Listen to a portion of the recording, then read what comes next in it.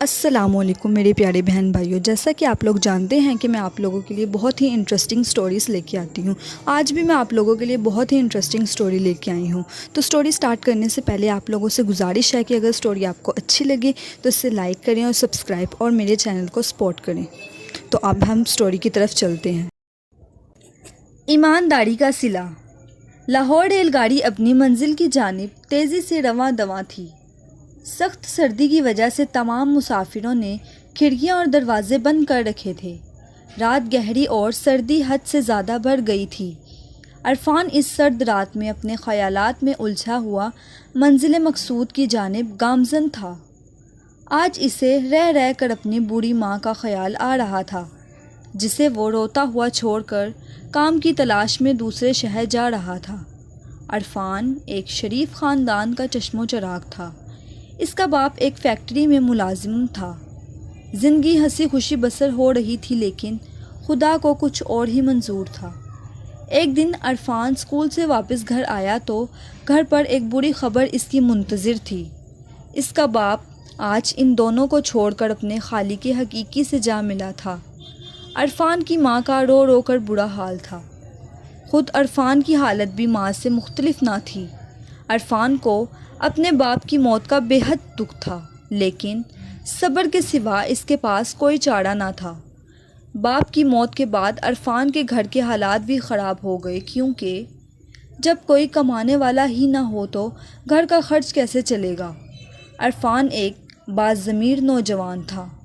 اس سے یہ برداشت نہ ہو سکا کہ اس کے ہوتے ہوئے بات فاقوں تک پہنچ جائے۔ اس لیے عرفان نے اپنے شہر میں کام کی تلاش شروع کر دی، لیکن اس سے ہر جگہ سے مایوسی کا سامنا کرنا پڑا۔ آخر تنگ آ کر اس نے اپنی ماں سے دوسرے شہر جانے کی اجازت مانگی۔ آخر کار عرفان کے اصرار پر اس کی ماں نے بڑی مشکل سے اسے اجازت دے دی، اور آج وہ اپنے مختصر سے سامان کے ساتھ دوسرے شہر جا رہا تھا۔ ٹکٹ دکھاؤ۔ ٹکٹ چیکر کی کرخت آواز نے اس کے خیال کا تسلسل توڑ دیا۔ عرفان نے فوراً ٹکٹ چیکر کو اپنا ٹکٹ دکھایا۔ ٹکٹ چیکر نے ٹکٹ دیکھ کر عرفان کو واپس کر دیا اور آگے بڑھ گیا۔ عرفان نے گھڑی میں وقت دیکھا، رات کے 3 بج رہے تھے۔ کچھ دیر بعد اس کا اسٹیشن آ گیا اور عرفان اپنے سامان کو لے کر اسٹیشن پر اتر گیا۔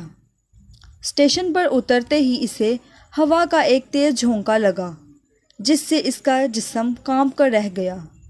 رات ابھی کافی باقی تھی، اس لیے عرفان نے سوچا کہ صبح ہونے تک اسٹیشن پر ہی سو جاتا ہوں۔ ابھی وہ سونے کے لیے مناسب جگہ تلاش کر ہی رہا تھا کہ اچانک اس کی نظر ایک پرس پر پڑی۔ عرفان نے فوراً وہ پرس اٹھا لیا اور اسے کھول کر دیکھا۔ اس کے اندر بہت سارے پیسے تھے۔ عرفان نے جب تمام پیسے پرس سے نکالے تو پرس کے اندر سے ایک شناختی کارڈ بھی ملا۔ عرفان نے شناختی کارڈ پر ایڈریس دیکھا تو وہ قریبی شہر کا تھا۔ عرفان نے اپنے دل میں پکا ارادہ کر لیا کہ وہ یہ پیسے اس کے مالک تک پہنچائے گا۔ کچھ دیر بعد اس شہر کو جانے والی گاڑی آ گئی۔ عرفان اس گاڑی پر سوار ہو گیا۔ بہت جلد اس شہر کا اسٹیشن بھی آ گیا۔ عرفان گاڑی سے اترا اور مکان تلاش کرنے لگا۔ سورج اپنی کرنوں سے روشنی پھیلانے میں مصروف تھا۔ کچھ دیر بعد عرفان ایک مکان کے سامنے کھڑا تھا۔ مکان ایک بہترین طرز پر تعمیر کیا گیا تھا۔ عرفان نے بیل بجائی۔ کچھ دیر بعد ایک خوش پوش نوجوان باہر نکلا۔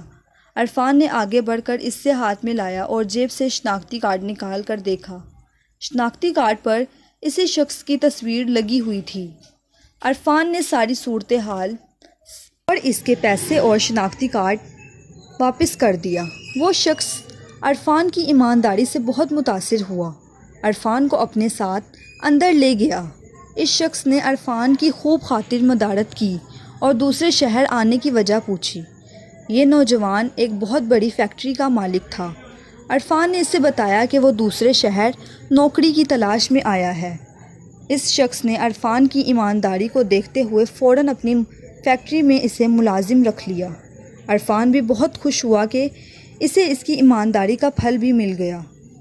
اس کہانی سے ہمیں یہ سبق ملتا ہے کہ ہم پر چاہے کتنی ہی مصیبتیں کیوں نہ آ جائیں، مصیبت سے کبھی گھبرانا نہیں چاہیے اور ہمیشہ ایمانداری سے کام لینا چاہیے۔ یہ سٹوری کمپلیٹ ہوئی۔ اگر آپ کو یہ سٹوری اچھی لگی ہو تو ویڈیو کو لائک کریں اور سبسکرائب۔ Thank you.